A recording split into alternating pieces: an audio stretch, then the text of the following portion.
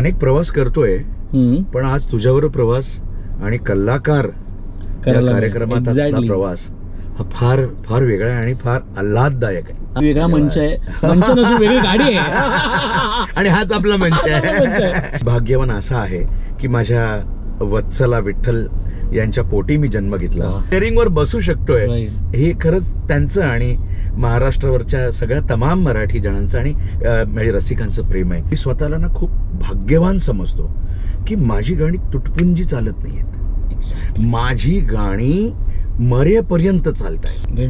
बाबासाहेब हे सर्वांचे आहेत, बिकॉज ते जेव्हा गोलमेज परिषदेला गेले त्या बोलण्यासाठी कोणासाठी गेले होते?